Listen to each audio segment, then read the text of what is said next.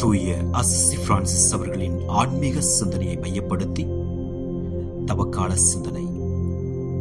மனமாற்றம், பழைய மனிதரை களைந்து புது வாழ்வு புகுதல்.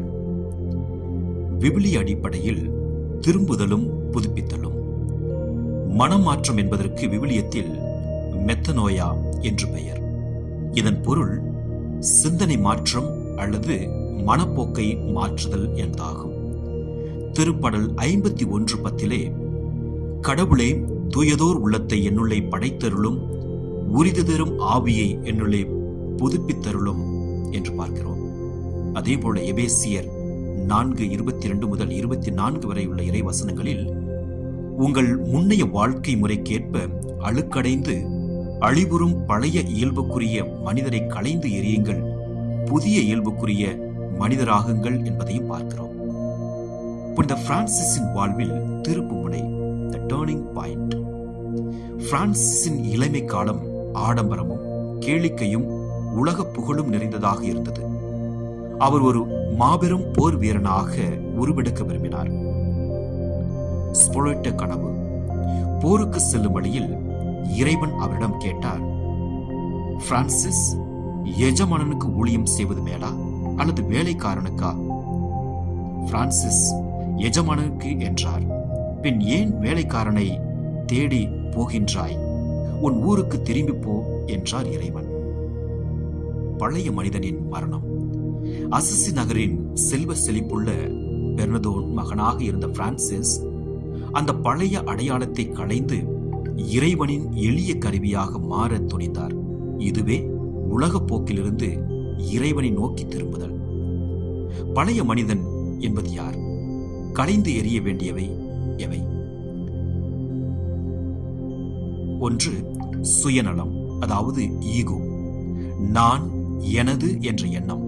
பிரான்சிஸ் தனது தந்தையின் சொத்துக்களை துறந்த போது தனது சுயத்தை துறந்தார். 2. உலக போலித்தனம், வேனிட்டி, மற்றவர்கள் நம்மை புகழ வேண்டும் என்ற ஆசை. 3. பொருளாசை, மெட்டீரியலிசம், பொருட்களை சேர்ப்பதில் காட்டும் ஆர்வம் இறைவனை தேடுவதில் தடையாக இருக்கிறது. பயம், கவலையும். உலகத்தை நம்புபவன் பயப்படுகிறான், இறைவனை நம்புபவன் அமைதி கொள்கிறான். தத்துவ ஞானிகளுடைய சிந்தனை எப்படிப்பட்டதாக இருக்கிறது? பிளேட்டோவின் குகை உவமை.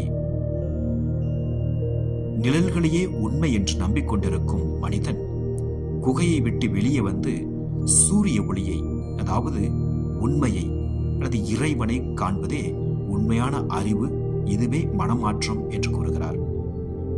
ஹெராக்லிட்டஸ் என்பவர் மாற்றம் ஒன்றே மாறாதது, நம் ஆன்மீக வாழ்வில் மாற்றம் இல்லையெனில் அங்கே வளர்ச்சி இல்லை என்று கூறுகிறார். புனித அகஸ்டின் இவ்வாறு கூறுவார், ஆண்டவரே, நீர் எங்களுக்காக எங்களை படைத்தீர், உம்மிடம் வந்து சேரும் வரை எங்கள் இதயம் அமைதி கொள்ளாது என்று கூறுகிறார். அன்புக்குரியவர்களே, ஒரு சிற்பி ஒரு பாறையை செதுக்கிக் கொண்டிருக்கின்றார். ஒரு சிறுவன் அவரிடம் கேட்கிறான், அந்த பாறைக்குள் யானை இருக்கிறது என்று உங்களுக்கு எப்படி தெரியும்?